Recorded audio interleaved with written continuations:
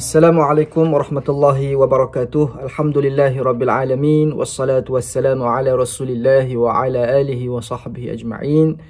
Allahumma salli ala Sayyidina Muhammad. Tuan-tuan para pendengar, muslimin, muslimat yang dikasihi oleh Allah Ta'ala sekalian, Alhamdulillah, syukur kita bertemu lagi pada hari ini untuk program siri Al-Quran Sahabatku.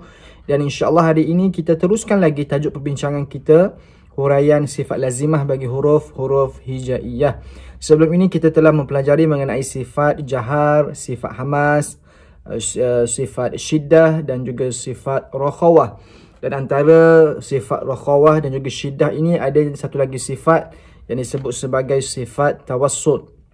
Dan huruf-huruf bagi sifat-sifat ini telah kita pelajari pada siri-siri pertemuan sebelum ini. Dan untuk hari ini tuan-tuan sekalian, kita cuba untuk mengetahui lagi mengenai pecahan, beberapa pecahan huruf yang terhasil, yang mana hasil daripada perbezaan antara sifat jahar dengan sifat syiddah dan juga sifat hamas dengan sifat rakhawah serta sifat tawassut.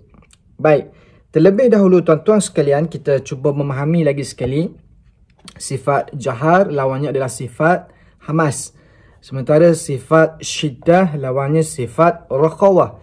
Dan antara syiddah dan rakhawah ini ada satu sifat yang disebut sebagai sifat tawassut.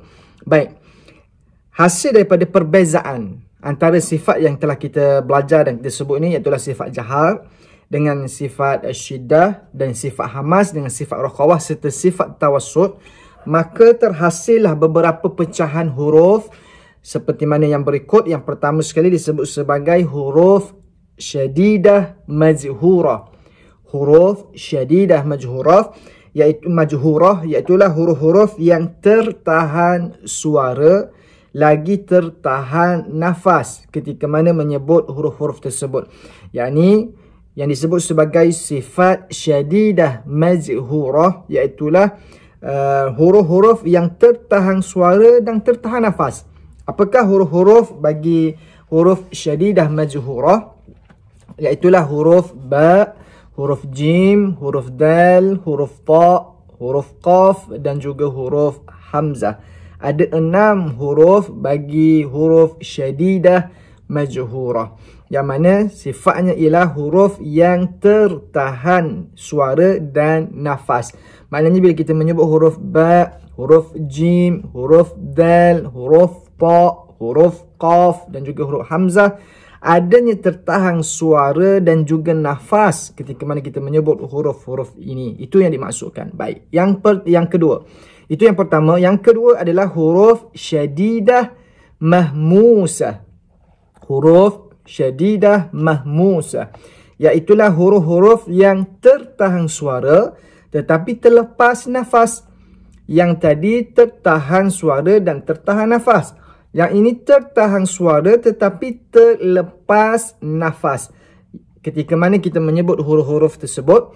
Dan huruf syadidah mahmusah ini ada 2 huruf, iaitulah huruf ta dan juga huruf kaf.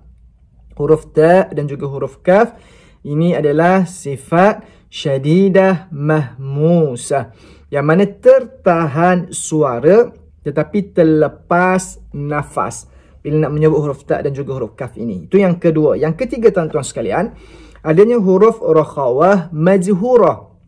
Rakhawah majhurah iaitulah huruf-huruf yang terlepas suara tetapi tertahan nafas.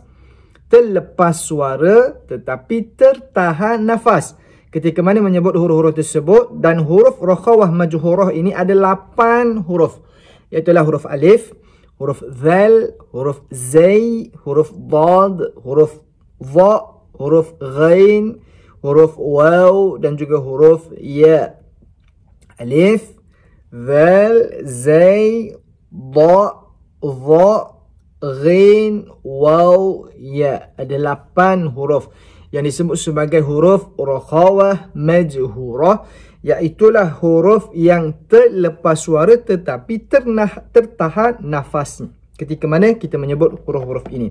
Baik, seterusnya yang keempat iaitulah huruf yang disebut sebagai huruf rakhawah mahmusah. Rakhawah mahmusah iaitulah huruf-huruf yang terlepas suara, lagi terlepas nafas ketika mana menyebut huruf-hurufnya, iaitulah huruf yang terlibat dalam huruf rakhawah mahmusah ini ada 8, iaitulah huruf fa, huruf ha, huruf kha, huruf sin, huruf shin, huruf sad, huruf fa dan juga huruf ha. Jadi 8 ini diberikan nama huruf rakhawah mahmusah kerana bila kita menyebut huruf-huruf ini, suara kita terlepas dan nafas kita pun terlepas. Itu yang keempat. Yang kelima ialah huruf mutawassithah majhurah. Mutawassithah majhurah, iaitulah huruf-huruf yang terlepas suara yang tidak sempurna. Terlepas suara yang tidak sempurna tetapi tertahan nafas ketika menyebutnya. Terlepas suara yang tidak sempurna tetapi tertahan nafas. Apakah huruf-huruf bagi huruf mutawassithah majhurah ini? Ada 5 huruf, iaitu huruf ra, huruf ain, huruf lam, huruf mim dan juga huruf nun, ataupun disebut sebagai lin umar. Sama juga seperti mana sifatnya pada sifat tawassut.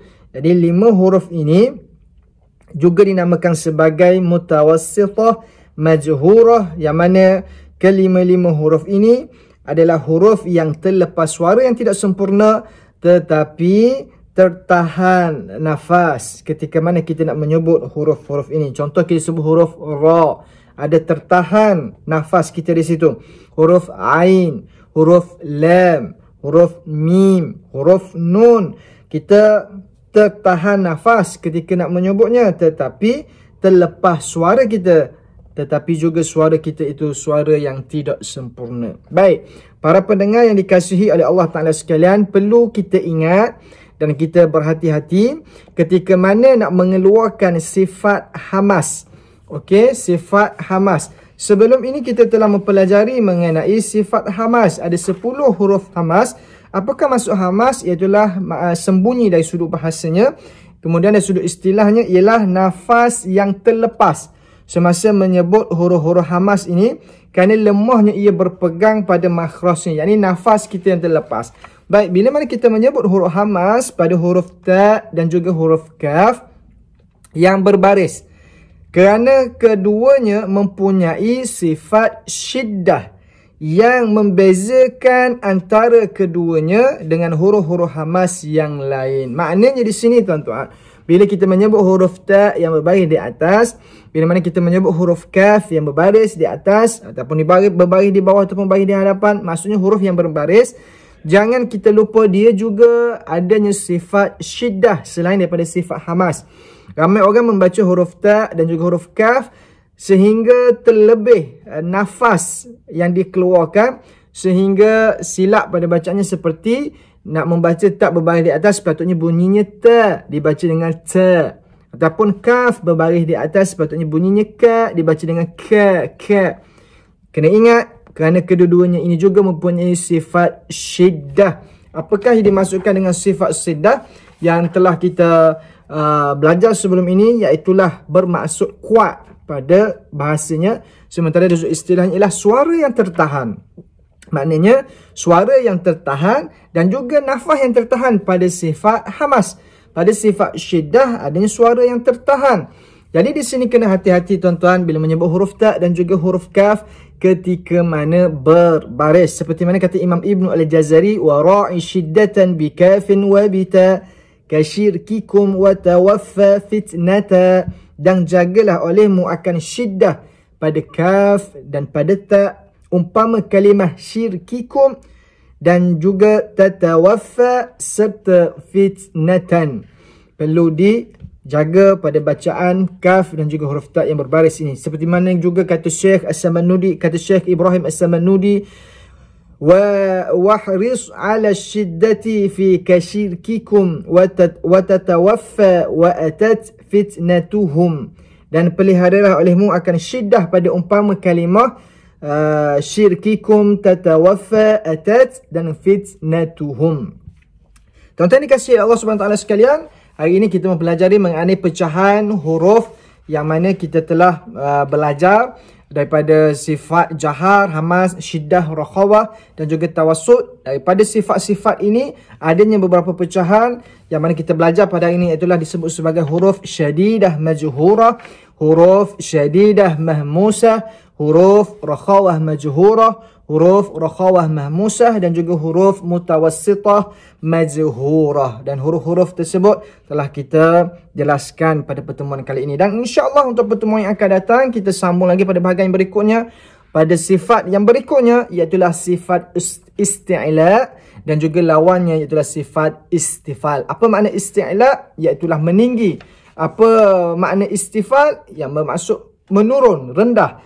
Apakah huruf-huruf yang terlibat? InsyaAllah pada pertemuan yang akan datang kita cuba memahami dari sudut sifat isti'la dan juga sifat istifal. Terima kasih tuan-tuan kerana setia dengan program Siri Al-Quran Sahabatku ini. Moga manfaat untuk kita semua. Sampaikan ilmu ini kepada yang lain supaya ramai lagi dapat manfaat bersama insya-Allah. Moga Allah berkati kehidupan kita semua bersama Al-Quran yang kita sayang, yang kita cinta insya-Allah. Wallahu taala alam. Assalamualaikum warahmatullahi wabarakatuh.